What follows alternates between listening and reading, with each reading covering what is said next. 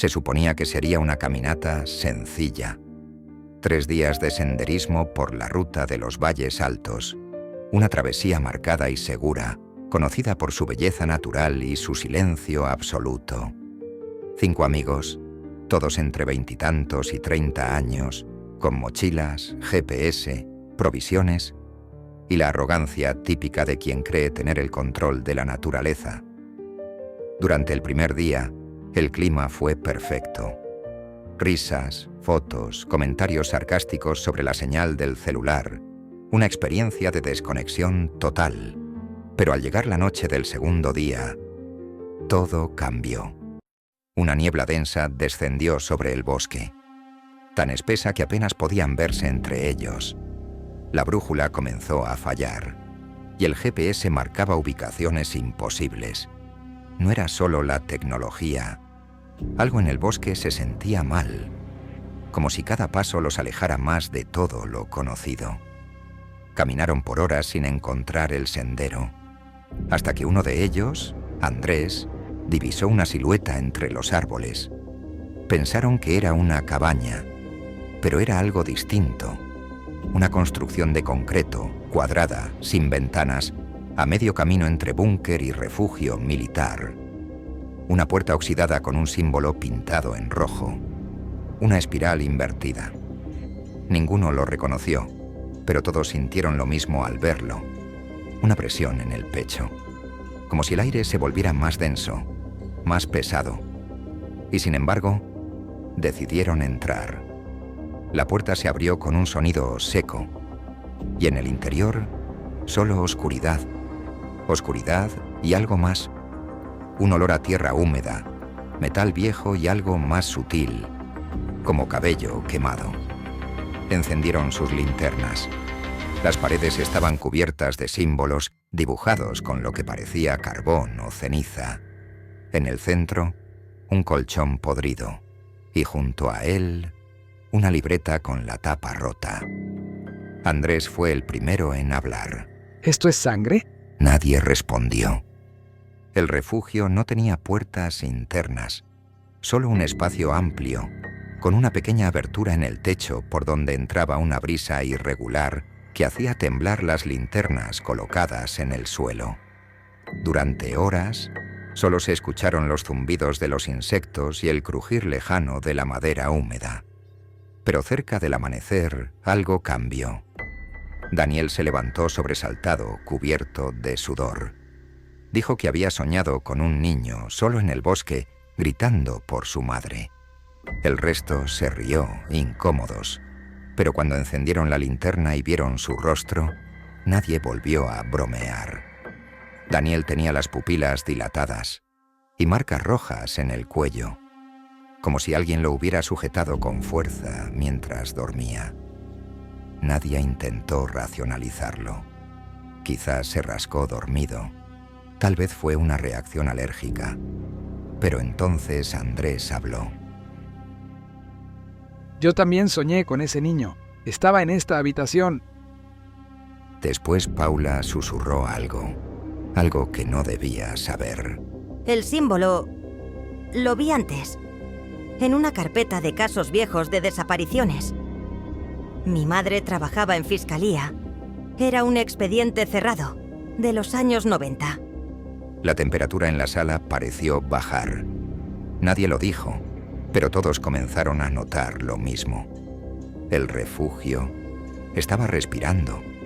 No había viento ni movimiento externo, pero las paredes parecían contraerse levemente, como si tuvieran vida.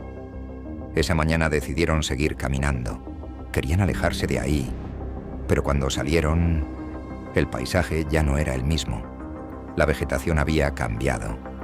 Los árboles parecían más altos, más cerrados, y lo más extraño, el musgo cubría sus huellas del día anterior, como si nunca hubieran llegado, o como si el bosque hubiera tratado de tragarlos. Caminaron sin hablar durante horas. Los árboles eran más densos, el aire más espeso, y cada sonido, por mínimo que fuera, les parecía una amenaza. El GPS mostraba un punto fijo, un solo punto, como si se hubieran convertido en parte del mismo lugar. Intentaron rodear la zona, desviarse, pero todo los llevaba de vuelta a la misma bifurcación, como si el bosque los redirigiera sin piedad. Al mediodía, encontraron una mochila entre las ramas. Estaba podrida, como si llevara años ahí, pero en su interior, una cámara digital y la batería, aún con algo de carga. La encendieron. Había solo 2 videos. En el primero, un chico con voz entrecortada decía su nombre. Lucas.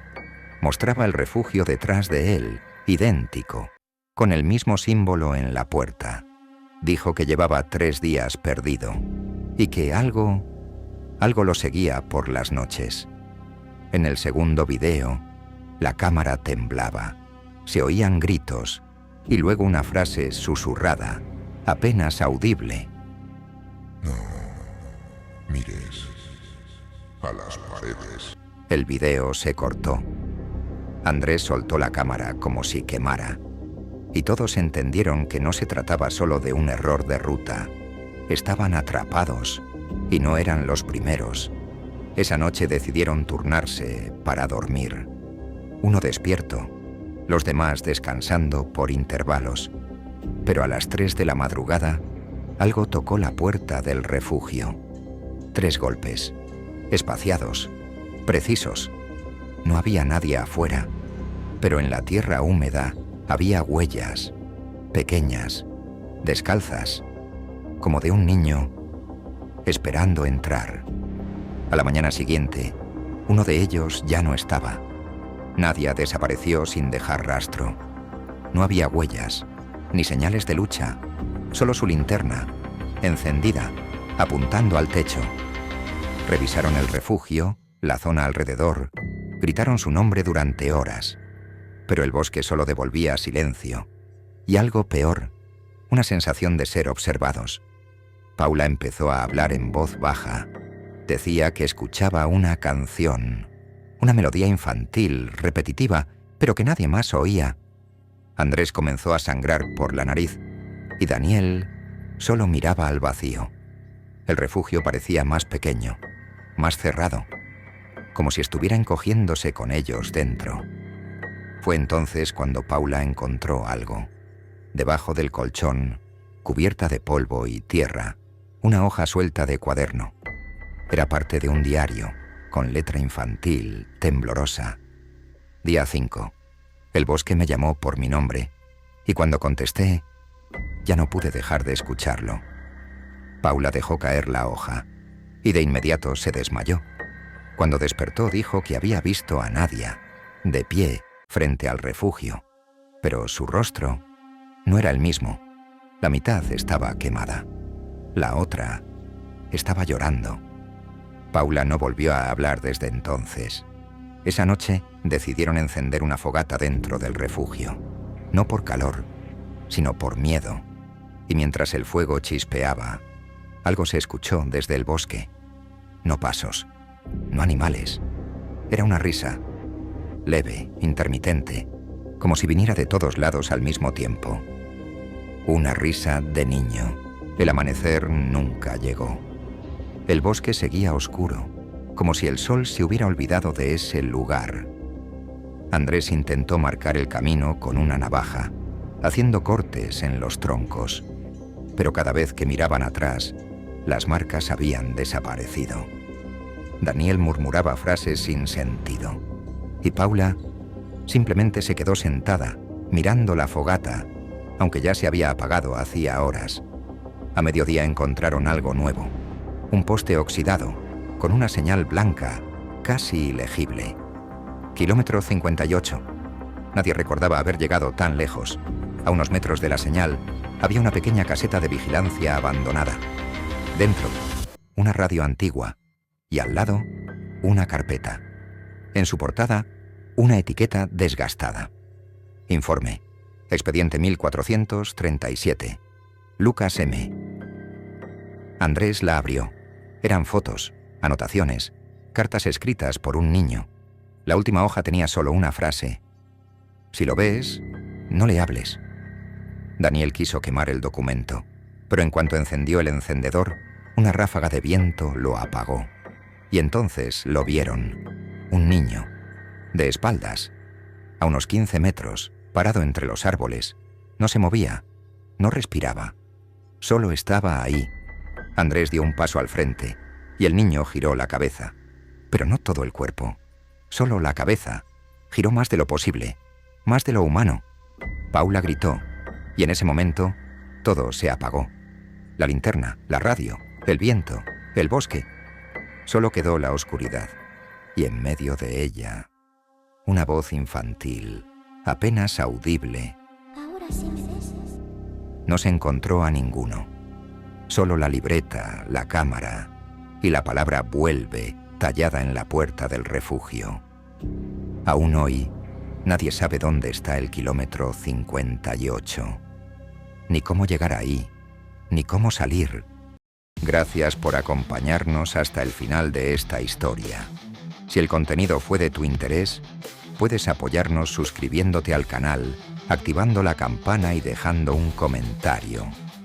Tu participación es importante para que podamos seguir compartiendo más relatos como este. Nos vemos en el próximo video. Esto es Puerta 13.